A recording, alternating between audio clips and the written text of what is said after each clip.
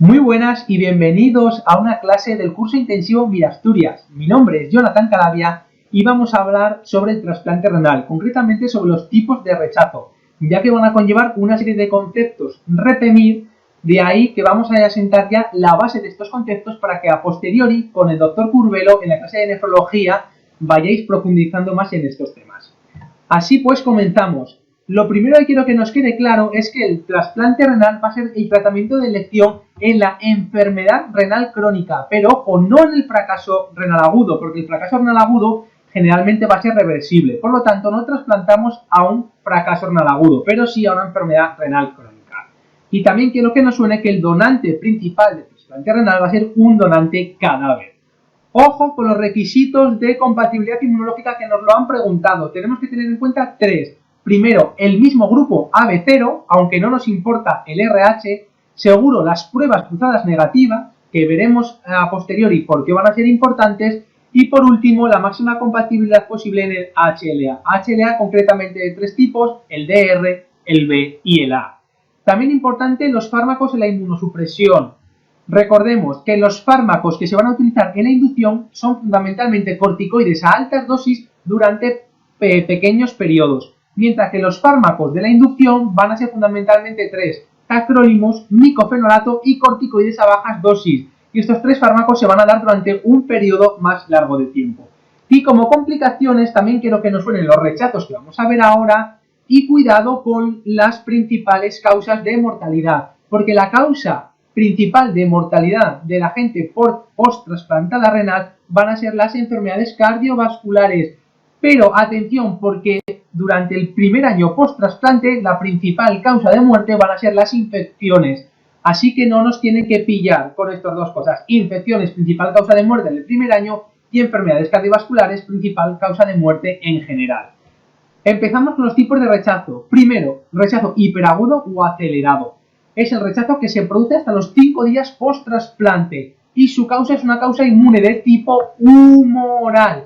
¿Y por qué no se da prácticamente ya este rechazo en la clínica? Porque este rechazo se evita con las pruebas cruzadas que se hacen a la gente a la que se va a trasplantar el riñón. Por lo tanto, pruebas cruzadas negativas van a evitar que tengamos este tipo de rechazo hiperagudo, de ahí que ya no sea tan frecuente en la actualidad. En el caso de que se diera este rechazo, el tratamiento es la nefrectomía del injerto.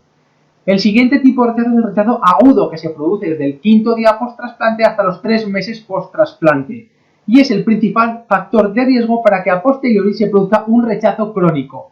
Ojo, porque en la pregunta de nuestro examen MIR nos dirán un paciente que se ha trasplantado, que va bien y a las semanas, al mes, a los 2 meses empieza a ir mal. Hipertensión arterial, puede tener cierto fracaso renal, proteinuria. Por tanto, paciente que va bien y empieza a deteriorarse la función renal, ojo, porque puede ser un rechazo agudo si estamos entre el 5.º día y el 3.er mes post-trasplante. La causa en este caso es inmune, pero inmune de tipo fundamentalmente celular, por tanto mediado por linfocitos T, aunque también puede ser inmune de causa humoral, aunque es menos frecuente, pero más grave. Se diagnostica por ecografía y por biopsia si es necesario, y el tratamiento es con corticoides para la causa celular y plasmaferesis para la causa inmune de tipo humoral. Y por último hablamos de la disfunción crónica del injerto, y decimos disfunción crónica del injerto y no rechazo crónico del injerto porque en este caso no solo se va a producir por causas inmunes, sino que también se produce por causas no inmunes. Muy importante a tener en cuenta: causas inmunes y no inmunes. Se produce a partir de los 3 meses post-trasplante renal, e importante que recordemos que es la principal causa de pérdida del injerto. Y en el caso clínico va a ser un paciente que después del trasplante renal, a los meses o a los años, va a empezar a perder función renal, por lo tanto disfunción crónica del injerto, y no tiene tratamiento específico. Así que repasamos y vamos a volver a repetir los conceptos más importantes. Empezamos: tiempo de latencia, rechazo hiperagudo los primeros 5 días post-trasplante, rechazo agudo entre el 5.º día y hasta los 3 meses post-trasplante, y rechazo crónico a partir de los 3 meses post-trasplante. Recordemos, rechazo hiperagudo, causa inmune de tipo humoral, con un tratamiento de nefrectomía del injerto. mientras que el rechazo agudo va a ser causa inmune fundamentalmente de tipo celular, por lo que el tratamiento será aumentar corticoides, y si la causa es humoral, que es menos frecuente aunque más grave, el tratamiento va a ser plasmaferesis. Y por último, el rechazo crónico, recordamos que es el rechazo, que no es rechazo crónico, se llama disfunción crónica del injerto, es la causa más frecuente de pérdida del injerto renal. Y la causa es tanto inmune como no inmune, y no hay un tratamiento específico. Así pues, si nos hablan de un paciente que a los pocos minutos de realizarle un trasplante renal vemos que empieza a fallar, estamos ante un rechazo hiperagudo de causa inmune de tipo humoral. Si el paciente al que se le ha hecho un trasplante renal empieza a empeorar a las semanas, en este caso estamos ante un rechazo agudo de causa inmune, fundamentalmente celular y menos frecuente humoral. Y ojito, porque si el fallo del trasplante ocurre a partir de los 3 meses, estamos ante una disfunción crónica del injerto de causa inmune y no inmune, y ya no nos olvidamos. Y vamos ya con las preguntas para ultimar y repasar estos conceptos. Nos dicen que un paciente de 35 años, después de un posoperatorio inmediato de un trasplante renal, vemos que está bien, pero al 5.º día empieza a tener fiebre, oliguria, alteración de la función renal, estamos ante un rechazo agudo del injerto renal. Nos dicen cuál de los siguientes síntomas o signos no es típico del rechazo agudo del trasplante renal.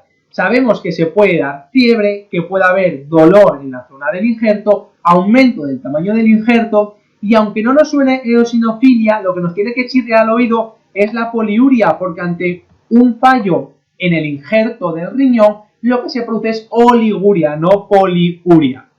Nos dicen un paciente que a los 3 meses del trasplante renal empieza a tener febrícula, alteración de la creatinina y alteración del sedimento urinario. Y nos dicen que es falso. Por supuesto que puede tratarse de un fallo del injerto, también puede ser un problema obstructivo intraluminal de la vía urinaria, y tanto la ecografía abdominal como el renograma urinario nos podría ayudar. Pero ¿qué es lo falso? Que es poco probable que se trate de una estenosis uretral, porque sí que es probable que se haya producido una estenosis uretral y que esta nos esté dando también un fallo del injerto. Y por último, ¿qué vamos a ver en el rechazo renal agudo? Parece una pregunta difícil, pero no lo es, porque ya tenemos los conceptos: rechazo renal agudo, principal causa de este rechazo tipo inmune, inmune de tipo celular, por tanto buscamos los linfocitos T, una respuesta, y como muy bien vemos, en el rechazo renal agudo se produce un infiltrado fundamentalmente de linfocitos T, tanto en el intersticio renal como en los túbulos renales. Esto ha sido todo, muchísimas gracias, muchísima suerte y mucho ánimo.